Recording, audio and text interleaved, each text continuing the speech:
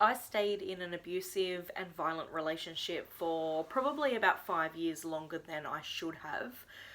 That, when I look back at the timeline of events, 5 years I think would have saved me a lot of trauma, a lot of further, further harm.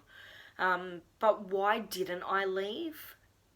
I think it's really important to that victim survivors answer this question and really explain why they didn't leave, so that we can start to put the resources and help and support in place to help the women who are still there, wanting to and needing to leave. It takes on average about 7 times for a victim to leave a domestic violence relationship. That sounds about right for me. I could probably recall, 5 times off the top of my head. The reasons why I didn't leave was because, well, one of them, obviously, there's many and it's complicated and it's personal and it's individual, but he said he would kill me if I left, if I ever left him. And I believed him. And the reason why I did ultimately leave was because I believed he would kill me. I got to the stage where it wasn't just a fear of him, significantly hurting me, which means killing. It wasn't, I feared that he would if I left, but it got to a point where I believed he would if I stayed. And I think that's the important distinction to make. Even though I was being, treated horribly and abused and, hurt and manipulated and controlled, even though I was experiencing all of that, I was alive. And once I got to the point where I absolutely believed that I would not get out of this alive, that's when I made the decision to leave once and for all. And after leaving, it's such a dangerous time in a victim's life when they're planning to leave the relationship, and just after they have left the relationship. Studies say 3 months after separating is a crucial time. I've seen other studies that report up to 12 months, and is still a really significant time for to be harmed, to be seriously hurt and killed after separating from a relationship. What did I need to leave earlier? Now, this is what we need to hear. We need to hear from people who have been there, that, what could people have done differently? What could support services have done differently? And I believe it comes down to safety. I walked out of my house a couple of times with my children with just the clothes on our backs. Literally just the clothes we were wearing. And I had nowhere to go.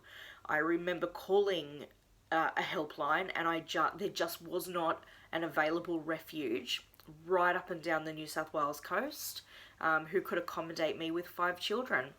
And so I ultimately went back home because I didn't know where to go, what to do, where to stay. I didn't know what to do with my children with that. Victims need safety. They need accommodation. They need housing. They need safe spaces, refuges when they leave. And they need, I know you can't guarantee safety, but they need to be in a place where they can at least feel that the perpetrator isn't going to hunt them down and kill them, or come and take their children, like they've probably been threatened multiple times before. People need to know, victims need to know that when they reach out for help to leave a violent relationship, that they're going to be accommodated. They're going to be supported. Maslow's, hierarchy is that a home, housing, accommodation is absolutely your basic need at the bottom of his pyramid, his hierarchy of needs. Housing is an essential, basic human right. And if you don't have a home, a safe place, somewhere to go to run to, then it makes it all that much harder. So absolutely accommodation and safety from the abuser as well. We've there's studies that show that going no contact, which is not responding to messages, not reaching out to your abuser, not interacting, not engaging with, can have a huge impact, a beneficial impact on staying away from the relationship. Because I've gone back to the relationship when I've heard, I'm sorry, I won't do it again, I'll get help, I'll go to drug and alcohol counseling, I'll go to and do anger management. I've heard all of that and I wanted to believe it so badly. I hoped that he would go and get the help and support he needed and change. I wanted us to be a family. And when I took him back, because I wanted that to happen, was we had the contact. The contact was there. And so it's really beneficial to go no contact. But it's extremely hard if you have children together, or you're still sorting out property or a business, or anything. You've still got prior engagements and just things that need to be sorted out. That can be really difficult. But I really believe that victims need that space, the physical safety of having a home, some form of safe, secure accommodation to go to for themselves and their children, but also that support in that initial period where you don't have to interact, or you don't have to have that contact where they can say that they're sorry and they're getting help, because we want to believe it so badly, and we also feel bad for them. We feel sorry. We want them to change. We know that we know that they need help and support, particularly if there's mental health or substances involved. And we want to be the person to support them through that and not just run away from it. But when they don't go and get the help, nothing's ever going to change. And so when you get to a point where nothing's changing, no extra support is being sought, despite them saying that they are going to go and access resources and support and other professionals, when they're not doing that, and when you really start to believe that you are not going to get out of this alive, then it's time to make a plan to escape the relationship. It's just too dangerous. But support services and funding needs to have accommodation, safe, secure properties, homes, houses, anything for victims to run to.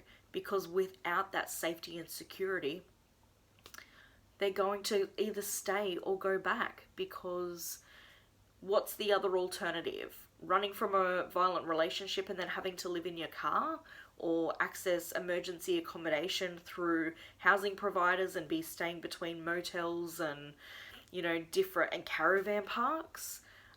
That's not what a lot of people, you can't heal from that space. You can't, and not even from healing, you can't settle and start to process your thoughts and feelings from that place.